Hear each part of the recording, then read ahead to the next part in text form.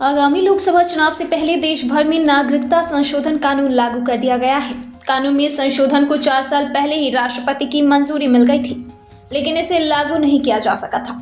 अब चुनाव से ठीक पहले इसका नोटिफिकेशन जारी करने के केंद्र सरकार के फैसले की विपक्षी नेताओं ने आलोचना की है और टाइमिंग पर सवाल उठाए हैं। नागरिकता संशोधन कानून लागू किए जाने को लेकर एनसीपी की संस्थापक शरद पवार ने कहा कि ऐसी संभावना है कि चुनाव आयोग अगले 3-4 दिनों में चुनाव का ऐलान करेगी।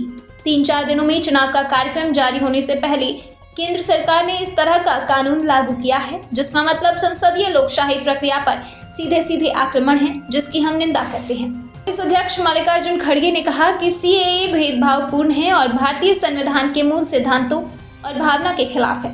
चुनाव से ठीक पहले अधिसूचित सीएए नियम दर्शाता है कि बीजेपी ध्रुवीकरण की राजनीति को लेकर कितनी सजग है। लेकिन मुख्यमंत्री अरविंद केजरीवाल ने कहा कि 10 साल देश पर राज करने के बाद एन चुनाव के पहले मोदी सरकार सीएए लेकर आई है।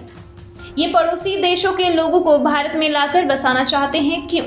अपना वोट बैंक बनाने के लिए। जब हमारे युवाओं के पास रोजगार नहीं है तो पड़ोसी देशों से आने वाले लोगों को रोजगार कौन देगा? सांसद शशि थरूर ने भी सीएए लागू करने का विरोध किया और कहा कि यह मूल सिद्धांत के विपरीत है कि भारत में आपका धर्म कुछ भी हो, आपकी जाति कुछ भी हो, आपकी भाषा कुछ भी हो, आपका रंग कुछ भी हो, आप देश के किसी भी हिस्से में रहते हो, इससे कोई फर्क नहीं पड़ता।